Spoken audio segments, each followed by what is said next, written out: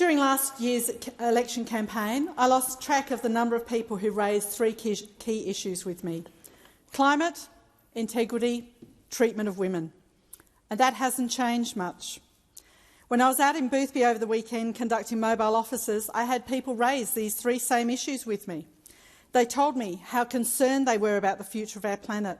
I had an older man in tears over the future for his children and grandchildren after a decade of inaction on climate change.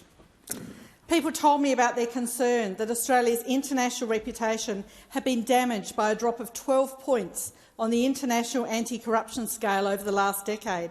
And while the 5-point increase that Australia has had since the Albanese government was elected, they were keen to ensure that we kept going. And I heard about women facing the challenge of how to manage a career and a family, and how to ensure that they have a secure financial future when the system is stacked against them. Mr Speaker, I was pleased to be able to say to these concerned constituents that the Albanese Labor government has heard them, and we've taken action on each one of these key priorities, and there is more action yet to come. My electorate was so pleased when the Albanese government legislated the 43% emissions reduction target last year. It was a concrete step in the right direction, and I said then to them, when I spoke to the people in Boothby, this is just the first step. Early this week, Australia watched a powerful example of the Albanese government getting things done when we were able to reach agreement to pass our reforms in the safeguard mechanism. After setting the 43% target, this is the how we will reach that target. And after 10 years of denial and delay by those opposite, we finally ended the climate wars. We have delivered real action that will drive down emissions, and it's supported by business, it's supported by industry, it's supported by agriculture. They see the way forward as well. It will provide them with the certainty they've been calling for years.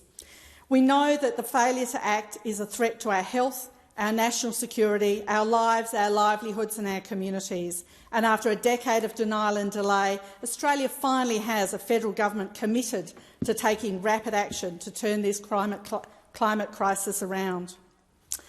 Mr Speaker, we said we'd establish a federal anti-corruption commission, and last year we legislated one.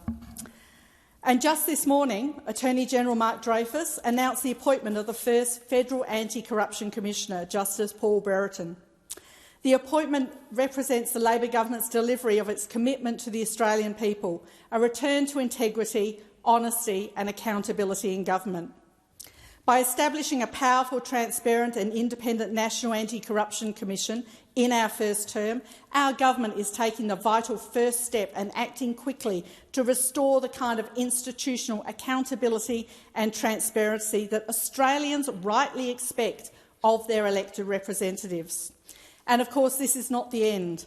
The work of setting up the National Anti-Corruption Commission continues, and the Attorney-General is continuing the work on a judicial review body and a review of whistleblower protection legislation, amongst other things. This government is committed to integrity because integrity matters. Mr Speaker, the Albanese government is already moving on a range of issues relating to gender equality. The steps forward in this area are many. Gender pay equity. Gender equity is an objective of the Fair Work Commission. Cheaper childcare. Extending paid parental leave, paid domestic violence leave, and reinstating the Women's Budget Statement, which considers the impact on women of each budget measure. Mr Speaker, while those opposite just oppose everything, vacating the negotiating table because they have nothing to offer, this government is getting on with the job.